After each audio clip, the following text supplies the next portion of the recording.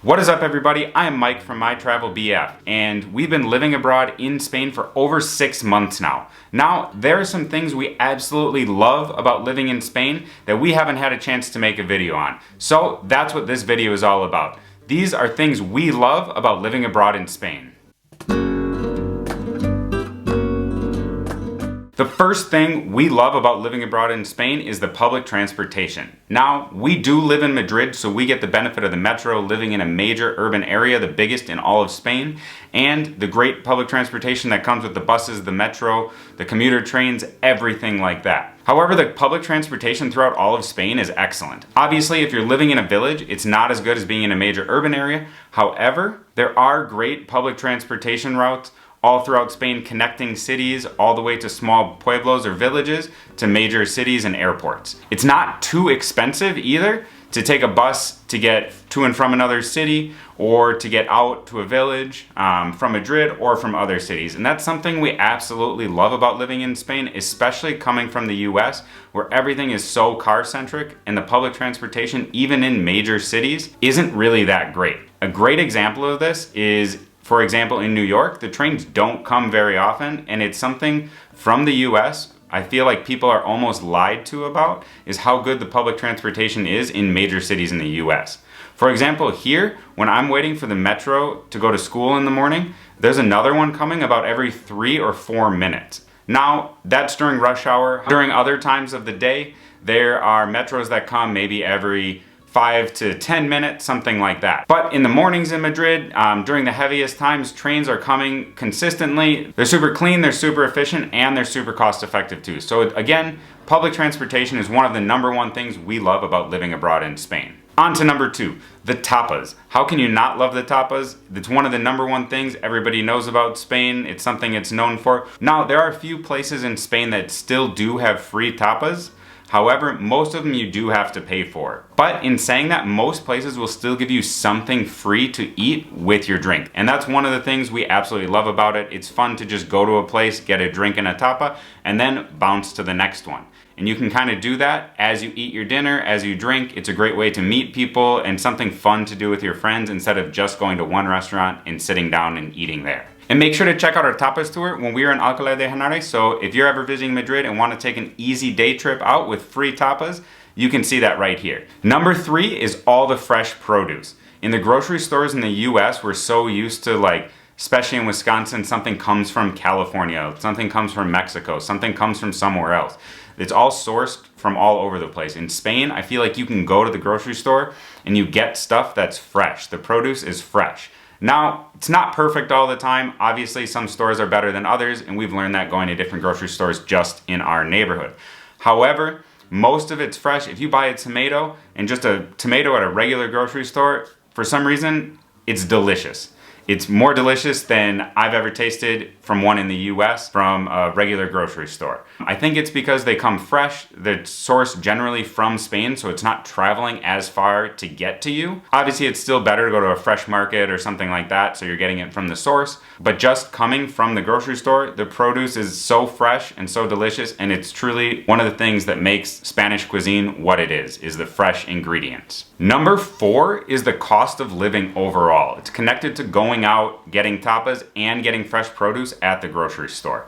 Overall, the cost of living in Spain is much lower than in the United States, especially if you compare it to the size city that you would be in the US. For example, Madrid is somewhere between Chicago and Los Angeles, but it's far cheaper than either of those two, especially with rent, going out, and going to the grocery store. Obviously, our public transportation pass is a bit cheaper than it would be potentially in the US, and we don't have a car cost. If you live closer to the city center, you live in a bigger, newer apartment, you're obviously going to be paying more than you would be in the US. The one thing that is a bit more expensive here is the utilities that you'll pay for electric and heat. In Spain, that's definitely more expensive than it would be in the US. So that's something to keep in mind when you're trying to find a place if you are moving to Spain. Now, if you do want to move to Spain to do what we're doing to teach English abroad, Check out this video right up here on how to apply to the North American Language and Culture Assistant Program in Spain, also known as the Auxiliar de Conversación program. This program is perfect for Americans who want to live and work abroad in Spain legally. It's a great way to get here, to travel in Spain, to learn Spanish, and to get some experience as a teacher or some job experience no matter where you're at in your professional career. Whether you're thinking about moving to Spain to teach English or not, make sure to check out our guide below on the different regions in Spain and the costs of living there. We have average rents, opinions about what it's like living there, and a bunch of information regarding all the different regions in Spain, which can vary quite a bit. Obviously, Madrid is a bit different than, say, Extremadura, a more rural region. So make sure to check out the cost of living in there, people's thoughts who have lived there and what they think it's like, and that'll give you great information on the different areas of Spain if you're looking at moving here. The next thing we love about living in Spain is that there's always something to do and that people truly do seem to live in the streets more. I think one of the reasons for that is people generally live in dense cities in more of apartments than in single family homes like in the United States. People don't get in their car, drive to work, drive home, park in their garage, and then just stay at home all day. It's much more common if you're meeting up with friends, instead of to invite them over to your house, is to go out and get a drink, go out and get food, or go out and get the tapas we mentioned before. It's one of the things we love, and there's always something to do. There's always people outside. It's very common in the afternoons, after lunch, to dar un paseo or go take a walk. You'll see the city is so alive at night, and it's so strange for us because sometimes we'll think, oh, there's not many people outside, and you look out the window and there's just tons of families out in the streets taking a walk, children are at the playgrounds or just in a plaza playing. It's one of the things we really love about it is just that people are outside of their homes and living in the streets a lot more. And it's great. It's not even that you have to go outside and spend money at a bar or a restaurant, but that you can just go outside and people are outside. They want to be outside and do things with each other more in the streets than just coming home and staying by themselves in their homes. Connected to that point, another thing we love about Spain is all the terraces or the terrazas. Almost every bar or cafe has a terraza, which is just a terrace of outdoor seating, and people will sit out there all through winter. Now, it doesn't get nearly as cold in Spain as it does in Wisconsin, so it's a little bit more normal to sit outside here when it may only be down to like 40 degrees in winter, but sometimes places will even put out heaters and people sit out there when it's down to like 35 degrees. Obviously less than when it's, say, a great day and it's right in the sun, but just having a beer, having a glass of wine, having a coffee, and sitting outside, and again, living in the streets a little bit more, is something we really like. Especially with COVID, it's been super nice this past year, than always having to go inside of a place instead of being able to sit outside and really just soak up the sun, see people on the streets, and I don't know, be outside. It's a lot nicer than always just having to go inside. And we really like that places will even sometimes have terraces that are in parking spaces. Now, again, we don't have a car, so it doesn't really bother us.